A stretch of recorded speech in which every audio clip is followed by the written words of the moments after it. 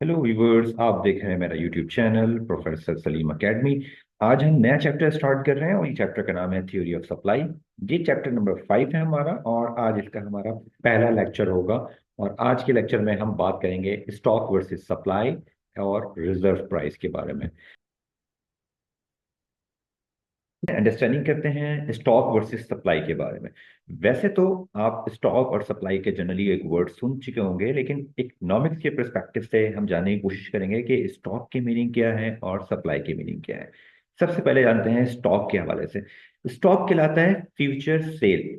Market में कोई चीज सेल के लिए ऑफर ना की जाए बल्कि उसको फ्यूचर सेल के लिए रख दिया जाए, अपने पास उसको महफूज कर दिया जाए, प्रोड्यूसर या सेलर डिस्ट्रीब्यूटर्स को अपने पास होल्ड कर लें, तो वो जो फ्यूचर सेल होने वाली होगी, वो जो सामान होगा, वो जो गुड्स होंगी, वो सारी स्टॉक में आएंगी।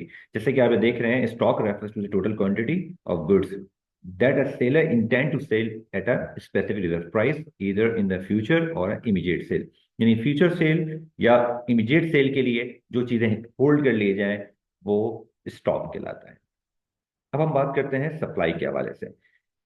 सप्लाई के बारे में जानने के लिए, जो गुड्स ऑफर कर दी जाएं फॉर सेल, उसको हम सप्लाई कहते हैं। The quantity of goods offered for a sale in the market that are given price. किसी भी खास प्राइस के ऊपर, किसी भी स्पेसिफिक प्राइस के ऊपर किसी भी प्रोडक्ट को, किसी भी गुड्स को सेल करने के लिए ऑफर की जाए पब्लिकली, कोई पब्लिक आके उसको बाय कर सके, तो वो जो एक्टिविटी है वो सप्लाई कहलाती है। तो हमने ये जाना कि स्टॉक और सप्लाई के बारे में। अब हम बात कर लेते हैं मार्केट के हवाले से। अब meet point of a buyer and seller. Market एक ऐसी जगह होती है जहां पे बायर बाय करने के लिए आता है और सेलर मौजूद होता है उस प्रोडक्ट को सेल करने के लिए, और ना स्पेसिफिक प्राइस। जैसे कि आपने जाना अभी, स्टॉक के हवाले से और सप्लाई के हवाले से लिखा है the total available quantity of goods for the future cell. यानी कि दुकानदार के पास जो सामान मौजूद है, लेकिन वो उसको उस वक्त नहीं बल्कि फ्यूचर में सेल करना चाह रहा है, तो उसको स्टॉक कहेंगे। इसी से हमने बात की the portion of the stock offer to the sale. तो उसी स्टॉक में से जो पोर्शन निकाल के आपको बेच रहे हैं, उसको सेल कर रहे हैं, तो वो सप्लाई बन जाएगी।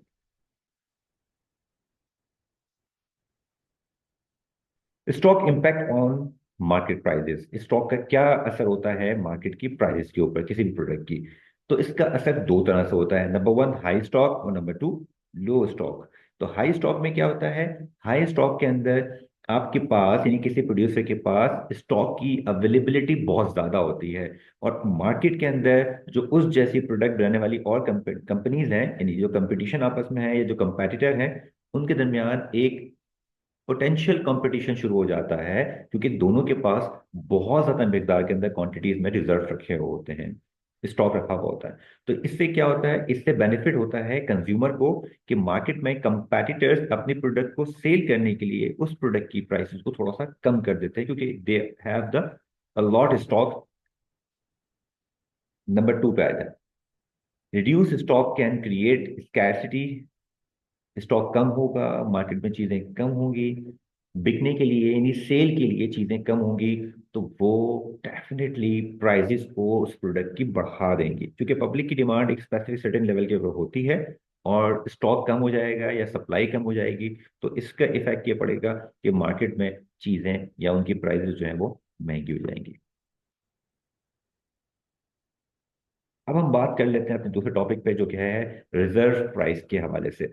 रिजर्व प्राइस क्या होती हैं, जान लेते हैं इस डेफिनेशन में। It is the minimum price in which a seller sells any commodity and below this price seller does not want to sell और रिफ्यूज टू सेल।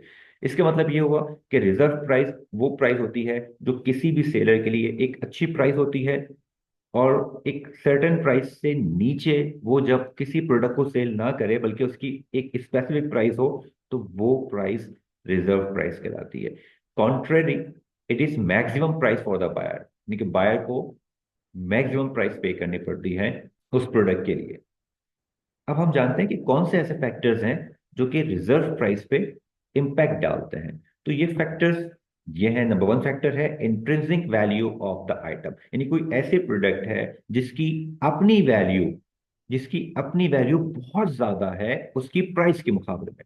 यानी कि the inherent worth of the item with its cost of production, rarity और uniqueness, कि वो product जो है अपनी cost से ज्यादा महंगी है अपनी यूनिकनेस होने की वजह से, रेयर होने की वजह से, या फिर इनहेरेंट होने की वजह से। मिसाल के तौर पर एक पेंटिंग है जिसको बनाने में एक खास कॉस्ट आई है, लेट से मैं एग्जांपल दे देता हूँ आपको, उसको कॉस्ट इसकी आई है 5,000 रुपीज, लेकिन वो पेंटिंग जो है जिसकी बनाई गई है पेंटिंग, या जिस आइटम की वो पेंटिंग बनी है, उसकी बहुत वर्थ है। तो ऐसी सूरत में जो प्रोड्यूसर होगा यानी जो सेलर होगा, वो उसको ज्यादा प्राइस पे बेचेगा। तो वो जो ज्यादा प्राइस पे बेच रहा है we call the reserve price. इसी तरह से दूसरा जो फैक्टर है जिसकी वजह से रिजर्व फैक्टर, रिजर्व प्राइस होती हैं, इनकी प्राइसेस ज्यादा होती हैं और बायर को ज्यादा पे करना पड़ता है, मैक्सिमम पे करना पड़ता है, तो दूसरा जो फैक्टर है इसका वो है मार्केट की conditions, the current supply and demand dynamics in the market. जो मार्केट में सप्लाई हो रही है प्रोडक्ट की, या डिमांड मार्केट में क्रिएट हो रही है, उसकी वजह से भी जो है वो रिजर्व प्राइस का एक फैक्टर क्रिएट होता है। High demand for antiques cars can lead to high reserve price, यानी कि कोई कार, जो पुरानी गाड़ियां हैं, कोई एंटीक्स गाड़ियां हैं, तो जो एंटीक्स गाड़ियां हैं या वो व्हीकल्स हैं, उसकी डिमांड मार्केट में बहुत ज्यादा हाई हो गई है, जिसकी वजह से जो प्रोड्यूसर या जो सेलर है वो उस एंटीक गाड़ियों की वैल्यू को बढ़ा देता है या बढ़ा के सेल करता है। तो जो बढ़ा के सेल कर रहा है वो रिजर्व प्राइस है, हाई रिजर्व प्राइस है। इसी तरह से आगे हम बात कर लेते हैं। तीसरा फैक्टर है इसका सेलर एक्सपेक्टेशन। जब हम तीसरे पॉइंट की बात करते हैं तो इसके अंदर सेलर की एक एक्सपेक्टेशन भी शामिल होती है। जैसे लिखा हुआ है the seller receive value of the item which might include emotional attachment of investment cost. अगर किसी सेलर की इन्वेस्टमेंट कॉस्ट बहुत ज्यादा है उस प्रोडक्ट के ऊपर, या कोई इमोशनल अटैचमेंट है उस स्पेसिफिक प्रोडक्ट को लेकर, तो डेफिनेटली वो सेलर उस इमोशनल अटैचमेंट की वजह से या हाई कॉस्ट ऑफ इन्वेस्टमेंट की वजह से उस प्रोडक्ट की वैल्यू को ज्यादा बढ़ा देता है। तो रिजर्व प्राइस यहाँ पे आपको ज्यादा मिलेंगे।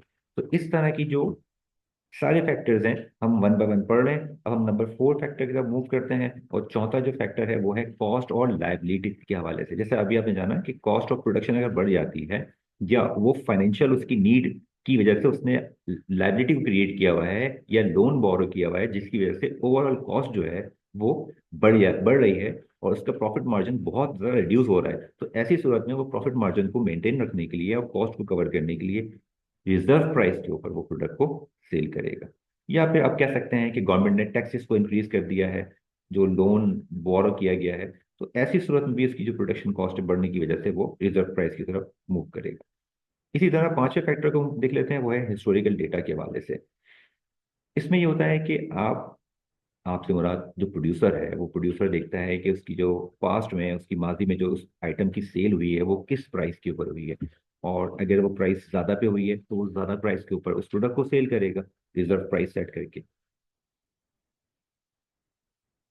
हम छठे और आखिरी पॉइंट की तरफ मूव करते हैं, वो है condition of the item. Sometime ऐसा भी होता है कि जो प्रोडक्ट को या किसी आइटम को सेल किया जा रहा है वो फंक्शनली बहुत अच्छा होता है, या क्वालिटी वाइज या क्वांटिटी वाइज। तो जब ऐसी सूरत में प्रोड्यूसर देखता है कि उसकी जो प्रोडक्ट है वो मार्केट से दूसरी प्रोडक्ट के मुकाबले में, सेम प्रोडक्ट के मुकाबले में बहुत ज़्यादा फंक्शनल है, बहुत ज़्यादा अट्रैक्टिव है, तो ऐसी सूरत के अंदर भी वो ज़्यादा प्रोडक्ट की प्राइस को डिमांड करता है। जैसे मार्केट में समटाइम देखा होगा आपने, गाड़ियाँ अगर वो कम यूज़ की गई हैं, कम माइलेज पे यूज़ की गई हैं और बहुत केयरिंग यूज़ की गई हैं, बहुत अच्छी कंडीशन में है, इस तरह की गाड़ियाँ मार्केट में दूसरी इतनी कंडीशन में नहीं है, तो वो जो सेलर होगा वो उस अपनी गाड़ी की वैल्यू को ज्यादा पैसों में सेल करेगा। तो व्यूवर्स, ये था आज का लेक्चर। उम्मीद है आपको समझ में आया होगा। हमारे साथ जुड़े रहें हमारी यूट्यूब चैनल पे, फेसबुक पेज पे और व्हाट्सएप चैनल पे। मेरी वीडियो को देखने का बहुत शुक्रिया। मेरी वीडियो को लाइक भी करें, दोस्तों के साथ शेयर करें और मेरे चैनल को सब्सक्राइब जरूर करें।